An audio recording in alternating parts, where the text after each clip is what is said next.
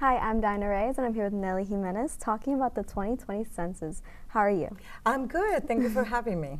Yeah, so what is the census? What is it? So the census is a mandate by the Constitution.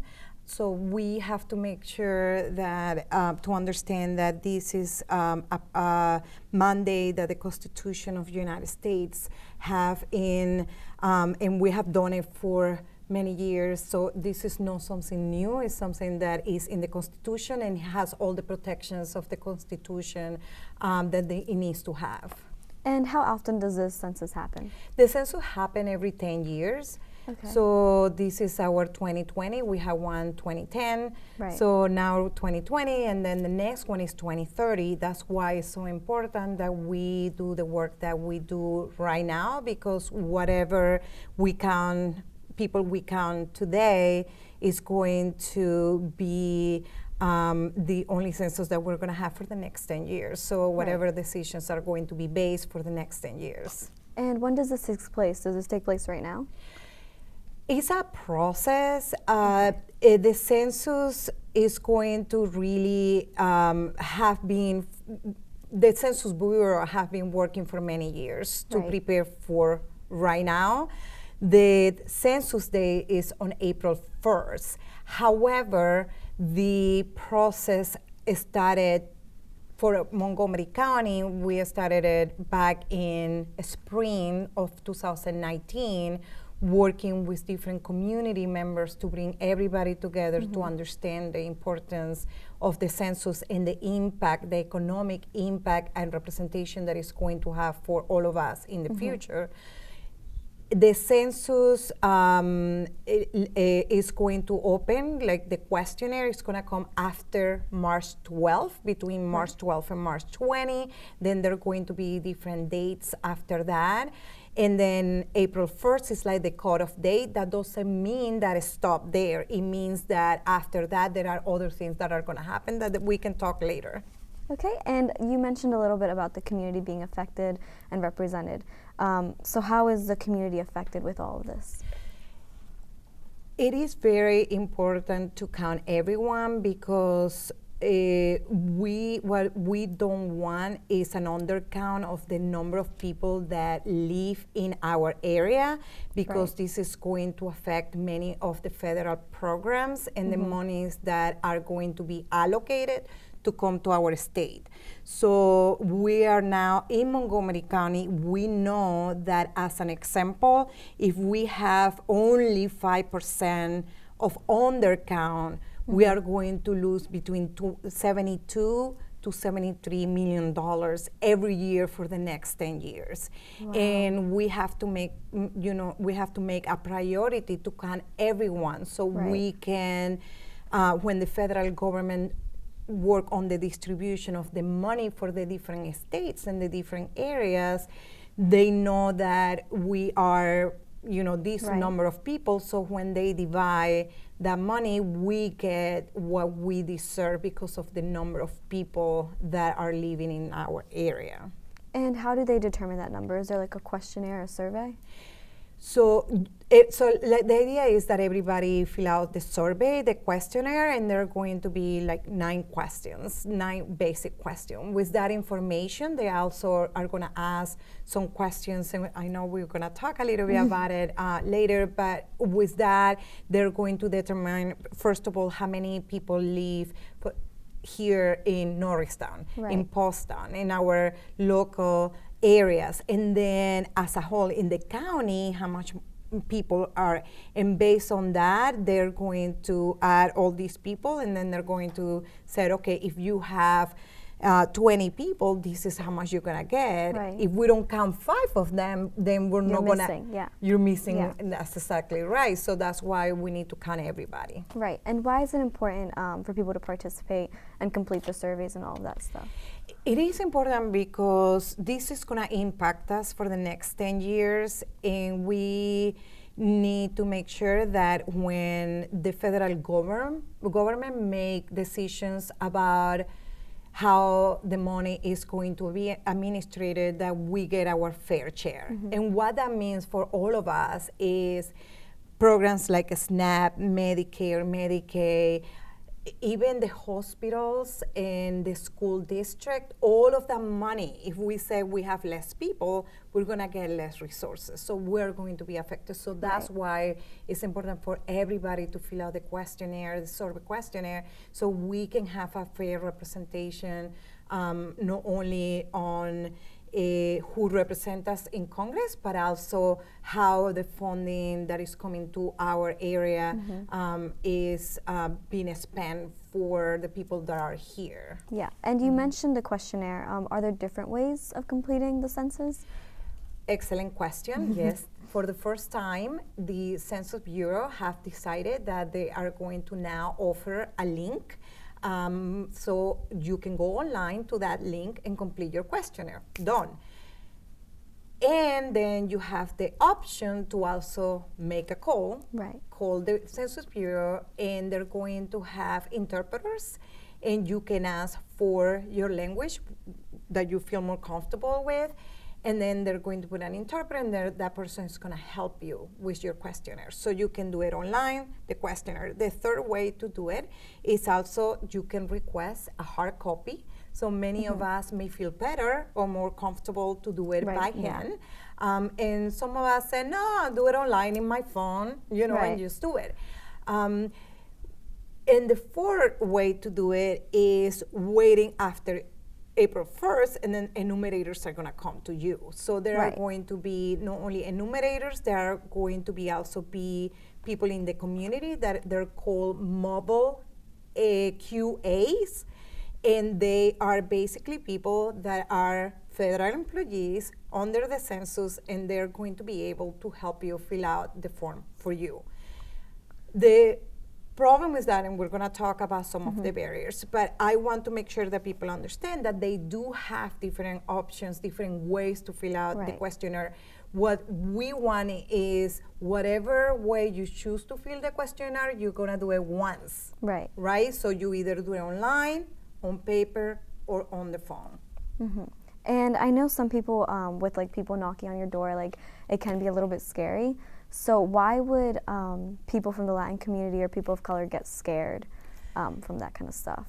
I get scared. I don't like people knocking on my door. I get panic attacks. I don't know. I just don't like people knocking on my door, right? And I think that historically, for people of color in general, open the door to someone that is a stranger is not something that we may feel comfortable, but I think that applies to a lot of people. My recommendation, and the recommendation that we are doing, is that people fill out the questionnaire before April 1st, right? Because if you fill out complete the form and you complete it and it's full, then after April 1st, they have what they call like a live map that is going to show them that you already complete your census, so you don't have to really worry about someone knocking at your door.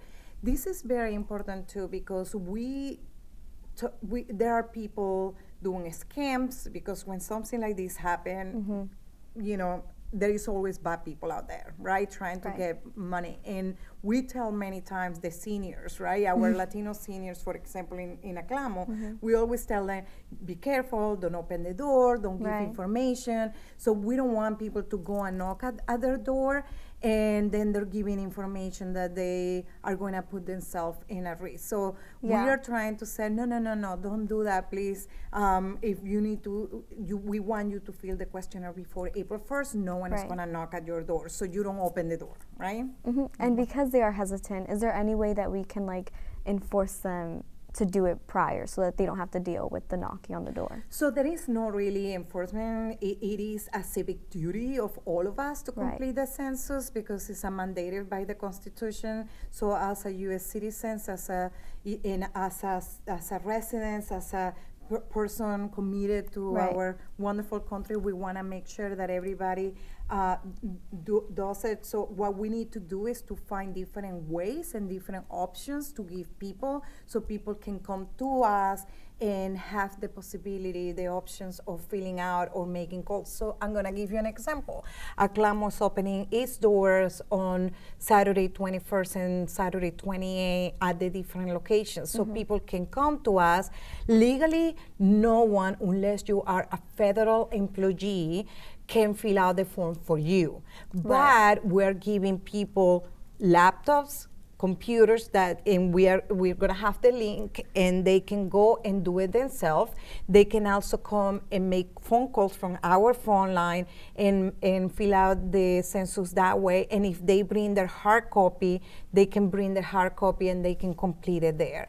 And if they have any doubts, we can make a phone call with them so they can complete it. So there are other ways that you can do that. I know our Norristown, Postown, Lansdale Library, the libraries are doing a very good job in doing and supporting people.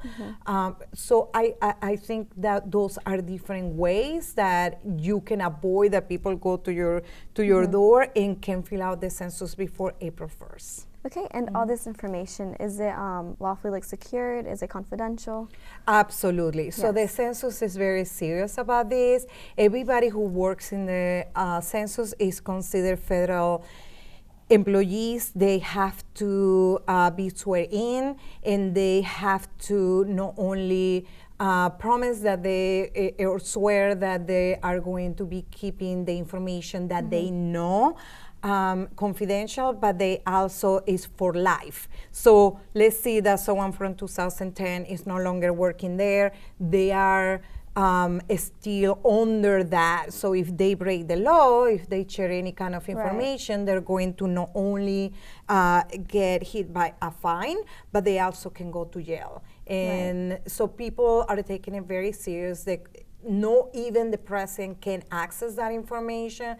That information is going to be kept confidential, only the Census Bureau. I know that a lot of our Census Bureau workers are also have limited access to many of the information. So it's an aggregate, so it's not like you or me, like they have numbers, but it's not specifically to one specific group or area. So they do work a lot with the confidentiality, so we know that the information is going to be safe. The other thing is that people need to think about this, right?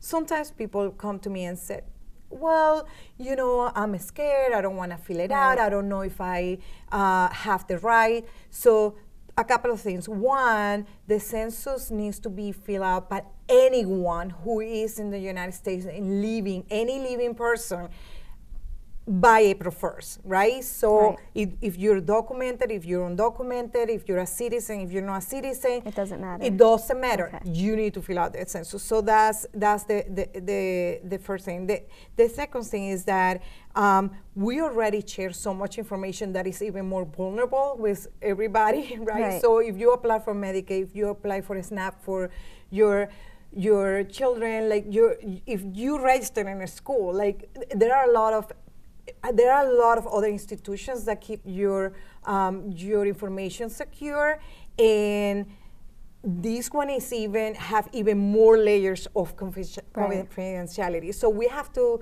understand that this is a very secure place to share that information. Right. And what is done with the information at the end? Like I know we were talking a little bit about schools and hospitals. How is the population? How does that determine the schools and the hospitals? Right.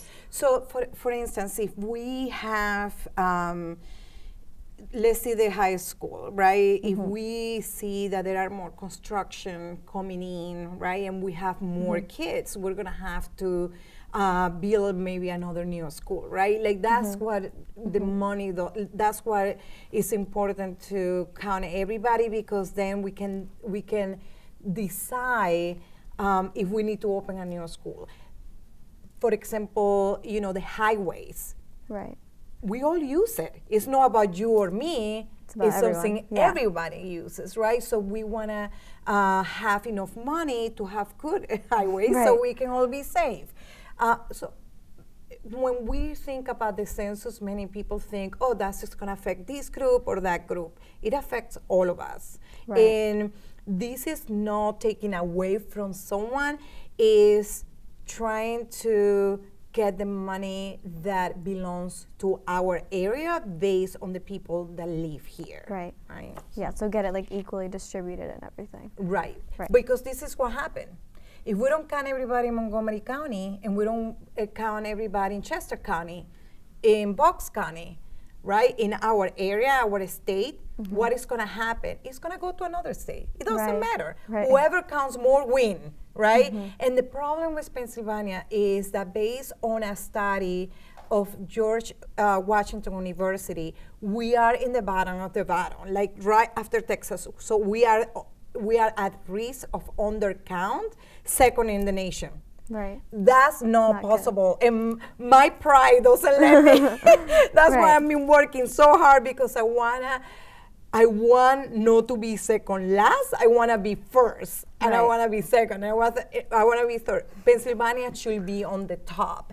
And for Latino communities, we need to understand that our voice and our power is attached to counting the 1 million strong Latinos that we believe live right now in the state. If we don't count everybody and we don't count that we are that many, our voice and our representation is not going to be present when decisions are made. Right. And that's why it's important to make sure that the You do the census, census, yeah. and we do the census and we count everybody. Okay, well, Yeah. that's all I have for you today. Would you like to add anything else? So a couple of things. I want people to understand that everybody, again, citizens, no citizen, resident, children under 5, I don't know why people don't count them. If you have a baby, the baby counts. Right. And I'm going to tell you why that is important. Because that child that is right now 5 years old, Is in gonna the grow up. next 10 years, yeah. how old is going to be? 15, 15. right? And it's going to affect everything that they do. It's going to affect the school where they go. So we need to make sure that we can our babies, that we can our seniors. Many people displaced by disaster. Right now we have our sisters and brothers from Puerto Rico. You know, many of them have been displaced. We need to make sure we count them too. If they are here by April 1st, the census is confidential. There are only 9 questions. No one is going to ask you for your Social Security or for your income. If someone comes and tells you that that's not true, do not Right. fill that out. The census is going to ask you for your name, your birthday, your race, your ethnicity. 9 questions, very easy. How many people live in your house? And then they're going to ask you the same information for the other people in your house. 9 questions, it takes 10 minutes. Let's make it happen. Okay, well, you guys heard it here. Make sure to inform your families and fill out the census. Back to our host.